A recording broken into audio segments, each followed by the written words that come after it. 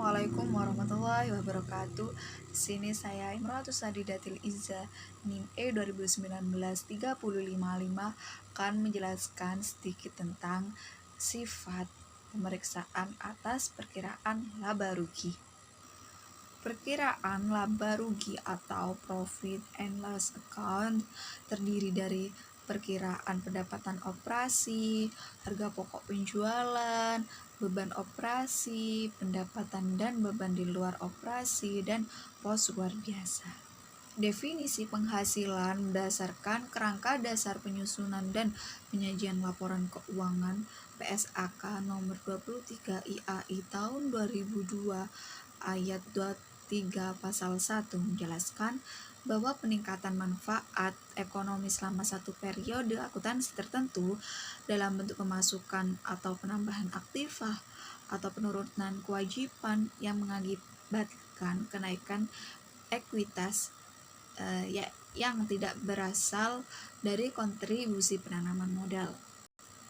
Yang kedua, penghasilan atau income meliputi baik pendapatan atau revenue maupun keuntungan gain. Pendapatan dari penghasilan yang timbul dari aktivitas perusahaan yang biasa dan dikenal dengan sebutan yang berbeda seperti penjualan, penghasilan jasa atau fees, bunga, dividen, dan royalti. Keuntungan atau gain berasal dari penjualan aktiva, tukar tambah aktiva tidak sejenis, dan keuntungan selisih kurs. Pos luar biasa. Pos luar biasa ini dari kerugian yang timbul dari kejadian atau transaksi yang bersifat tidak normal dan tidak sering terjadi. Harga pokok penjualan ini dari jumlah yang harus dikeluarkan perusahaan untuk memperoleh barang yang terjual atau untuk memproduksi barang yang terjual. Beban operasi dari beban penjualan dan beban umum dan administrasi. Selling expense dari gaji bagian penjualan, komisi salesman, biaya iklan, promosi, entertainment, transportasi, dan lain-lain. General dan administrative expense dari gaji bagian akuntansi dan keuangan, personalia dan umum, biaya sewa, listrik, air, dan telepon. 2. Konsep matching cost against revenue.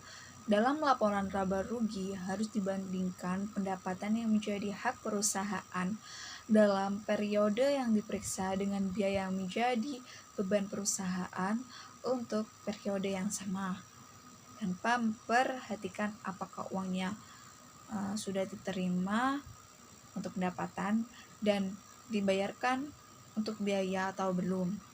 Dalam hal ini, menurut ETAP atau PSAK atau IFRS, pendapatan dan beban biaya dan beban harus dicatat dengan dasar akrual, bukan dasar cash atau cash basic. Mungkin cukup itu saja dari saya. Mohon maaf bila ada salah kata. Sekian. Wassalamualaikum warahmatullahi wabarakatuh.